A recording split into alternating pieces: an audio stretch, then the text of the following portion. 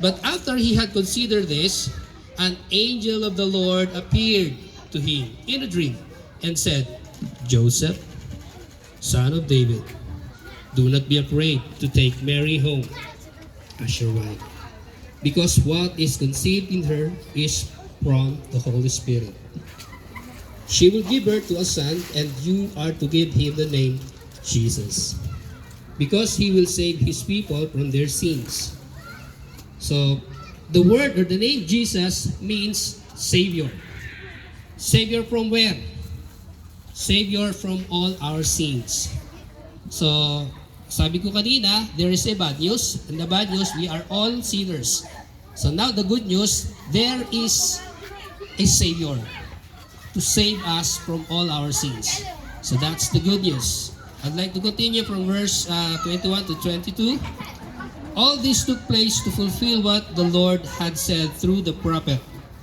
The virgin will be with child and will give birth to a son, and they will call him Emmanuel, which means God with us.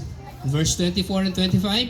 When Joseph woke up and did what the angel of the Lord had commanded him and took Mary home as his wife. The last verse. But he had no union with her until she gave birth to a son, and he gave him the name Jesus. As the prophecy is telling, no, a Savior was named Jesus Christ, and the word and the name Jesus means Savior. Who needs a Savior? Who needs a Savior? All of us. Why do we need a Savior? Because we are all sinners and we are destined. Now, we are destined to hell. We are destined to that what we call eternal damnation. Wala pong makakalampas doon. Walang makakaligtas po doon. Unless mayroong tagapagligtas. Unless there's a Savior who will save us from that punishment, from that judgment, we have no hope. We have no chance, no, to be mahirap po itong intindihin kapag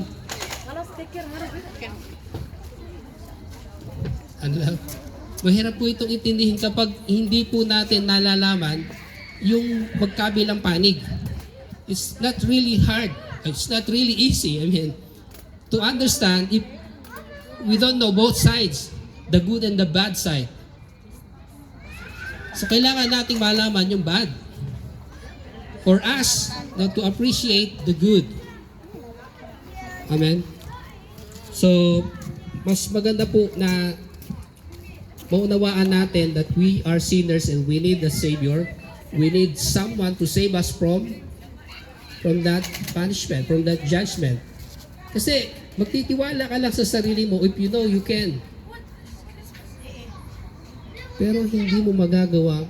You cannot save your own from that eternal damnation.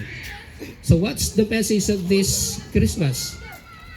As we celebrate Christmas, we are remembering the birth of what tinatawag nating Savior. We are remembering the birth of the Son which came from God, tinatawag nating Savior. Though December 25 is not the exact date of His birth. But the essence of this celebration is for us to remember that once in our lives, God sent His Son for us to be saved from that eternal punishment. Kung wala tayong tagapagligtas, wala na tayong pag-asa. So the message of Christmas is hope. Can you say it? Say it. Hope. Kapag sinabi nating hope, pag-asa, yung madilim nating pamumuhay, naliliwanagan. Yung pangit nating kaisipan, pamumuhay, nagkakaroon ng magandang plano, nagkakaroon ng magandang liwanag. Because there's hope. At ang pag-asa po ay makakamit lang po natin while we were still alive.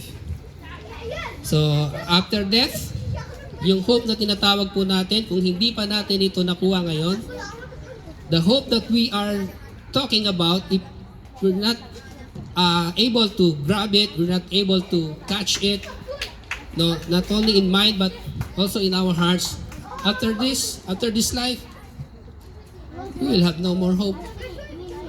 So while we were still alive, we need to grab, we need to grasp that hope. And that hope comes from the message of Christmas.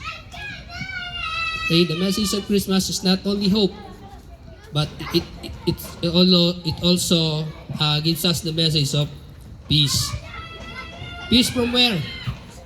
Peace with whom? Of course, peace with God. Because as a sinners, we were enemies of God. As a sinners, we were anti-God. Walang maruming o kahit maliit na kasalanan ang makakapasok sa kabanalan ng Diyos. And God is holy and we are sinners. There is no way for us to be with God unless all our sins were or are forgiven. So the message of Christmas is, number one, it's a hope, and number two, it's a message of peace. And last but not the least, the message of Christmas is love. Opa. Okay? Kasi sabi ng Biblia, the Bible says in John chapter 3 verse 16, for God so loved the world that He gave His only begotten Son, and whosoever believes in Him will not perish but have eternal life. So the message of Christmas is love. Because kung hindi tayo mahal ng Diyos, if God doesn't love us that, yung word na so, the word so is two-letter word, but it's unexplainable. Gaano ba ang ibig sabihin ng hope sa Tagalog? Ng so sa Tagalog?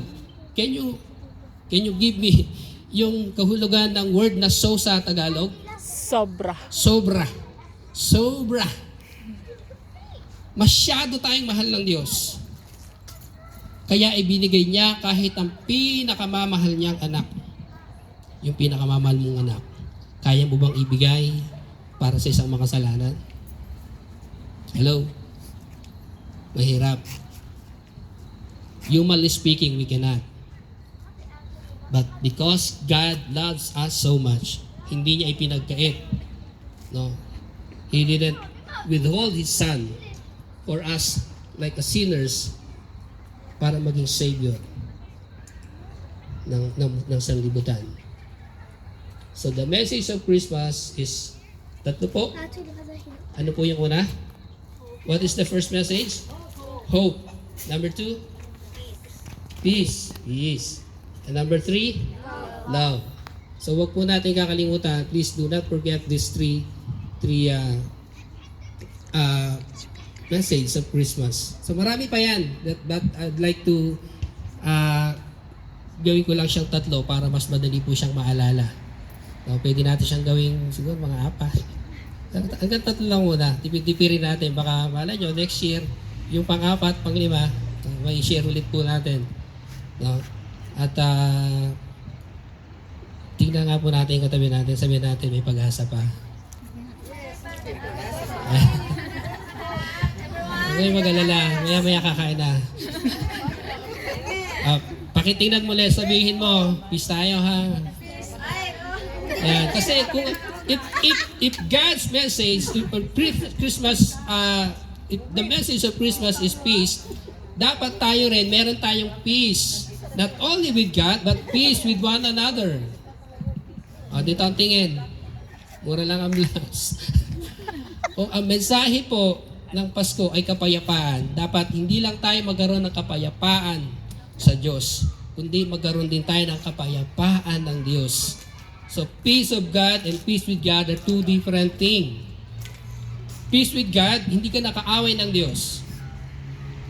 Peace na kayo. Bati na kayo. But peace of God is another thing.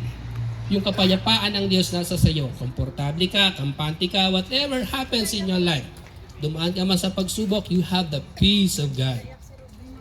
Alam niyo po yung kwento na si Jesus Christ Jesus Christ is with his disciples while sailing on the sea, and then here comes the storm, and then a strong wind blowing doon sa kanilang boat, small boat.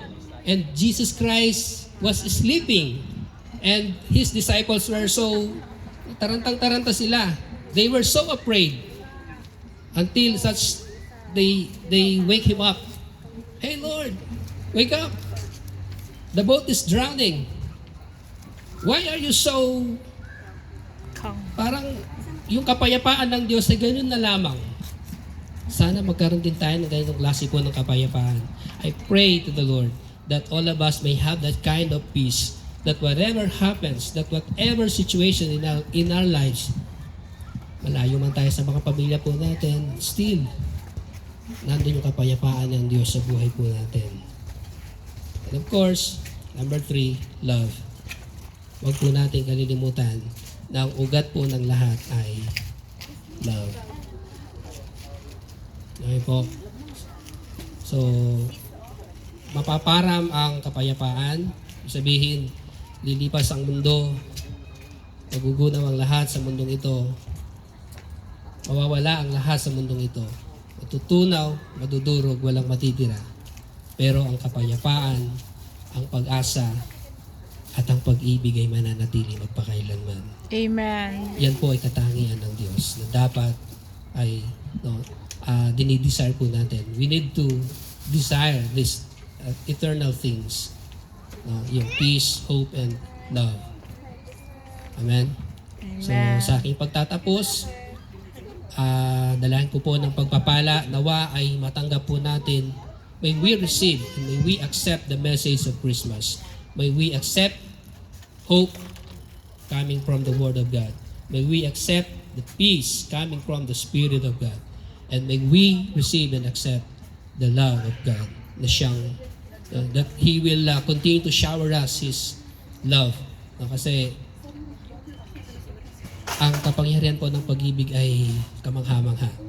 The power of love is so amazing. No? Kapag nandiyan yung pag-ibig, no, magagawa mo lahat. Sakripisyo. That's why God sacrificed Himself. No, Jesus Christ sacrificed Himself because of His love. God the Father sacrificed His only begotten Son because of His love. Ganyan ka-powerful ang love. So sana po, taglayin po natin ang mga bagay po na to.